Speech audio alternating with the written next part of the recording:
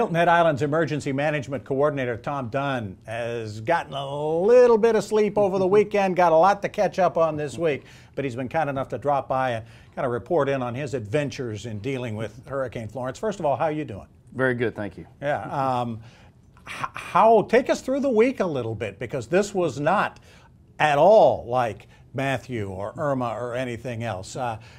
Start with Monday, when everybody first kind of went into the office, and then all of a sudden the governor hits us with an evacuation.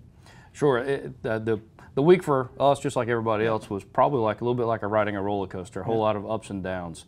And that's kind of how our week started, you know, beginning to think about, okay, this is a possibility, moving into that evacuation order, and then the order actually not being put into place, and then, you know, kind of pulling back a little bit, and then there's still potential for that storm to come at us, and then kind of ramping up a little bit more. So I think roller coaster is a pretty good description. Yeah. Did you know everything that was coming before it came? Obviously, you guys are all communicating with each other in the emergency operations business, but did it surprise you at all that the governor wanted us all out that early in the week and then decided against it? No, not at all. I mean, we had a sense it was coming. We didn't have confirmation that he was going to actually make that announcement when he did. But we had a sense that he was going to. But I think this storm really goes to show how much of a challenge it is to make those decisions, and how much of a challenge it is to forecast those storms, you know, after the 3 days. You know, 3 days the Hurricane Center is pretty accurate, but when you get into that 5, 6, and 7 day, it just goes to show how challenging it is to use that information and predict where that storm's going to go. Is the island getting better at it enough that we may not need a 5-day head start next time around, that 48 hours maybe is enough to get folks where they need to be because of the communications strides you guys have made?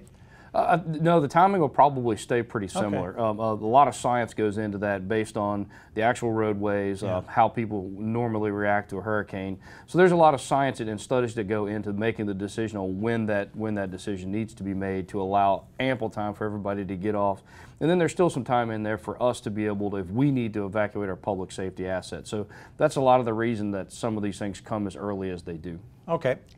You've always told me we learn something new with every storm. What'd you learn with this one? Well, this one was probably, comparative to the rest, is a little bit more flexible. You know, we ramped up, we kind of pulled ourselves back, we ramped up again and pulled ourselves back. So I think it was a testament to our staff to be able to realize that, you know, okay, we're going to open up completely and we're going to run our emergency operations center, but okay, now things have changed a little bit, we're going to pull back.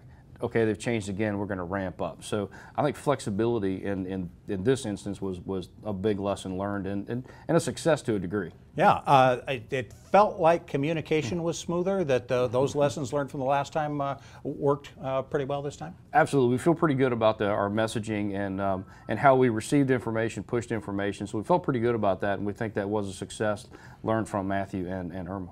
All right. I hate to say this. Are we ready for the next one? as ready as we can be. We stay prepared. And that's the key thing with this storm is we were ready to respond. We felt like we were almost ahead of the curve a little bit in our preparation. So we felt pretty good about where we were, and we're ready for whatever Mother Nature brings us the next time. Any quick funny stories?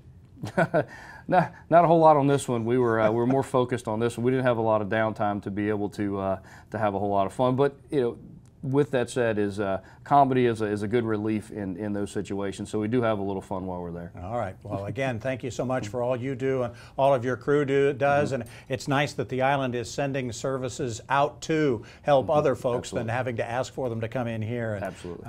It's great to have you guys all involved in that. Thanks so much, Tom. Appreciate it. Thank you. Tom Dunn, Hilton Head Island's Emergency Management Coordinator. We got plenty more to come on the Hilton Head News. Stay with us.